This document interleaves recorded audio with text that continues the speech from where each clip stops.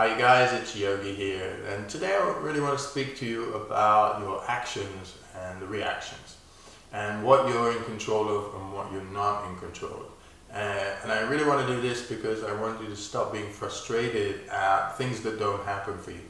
So a lot of times people saying, I put so much effort, I see what my intentions are about, and I'm doing something, and then the result doesn't happen. Now, it's like a football game.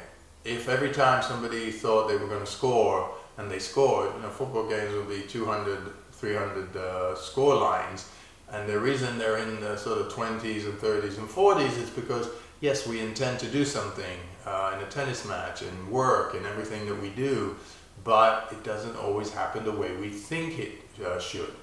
And I say think it should is because we're making a plan, we're taking an action, like when we're making a dish, and we expect it to turn out exactly the same way each time. Now, a master chef can pretty much make the same dish the same way all the time. But even he or she can't make it every time. All the time, pretty much, but not every time. So the layperson, who's not a master at something, can make a dish, play tennis, can do some sports, go to work, but you need to master things to be able to reach that level where you do something and you expect it to be exactly the way you think it should be. Now, most of the time, the reactions that are the results of our actions don't happen because of a few reasons. We're either way too far away from our goal and we pick something in the distance and we think we should be getting there sooner. So it's like getting in your car and not calculating that you got to go across country to get from New York to LA and you think you're going to get there in a day. So that's a miscalculation. The second thing is understanding that the goal that you set may be some steps away. That means you've got to do some other things before you get to that goal.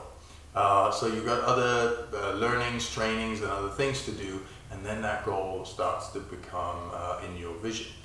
Or you've picked the wrong goal at all. So it's one of these three, really.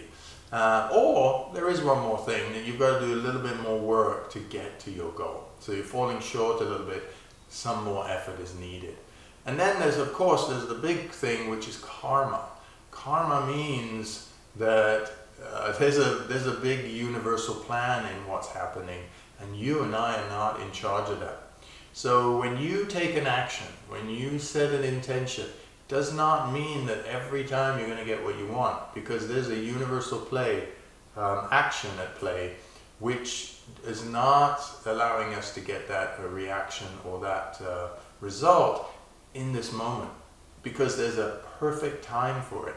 And that perfect time is when the universal energy decides it is, and not when the mind thinks it is. And that doesn't mean we failed.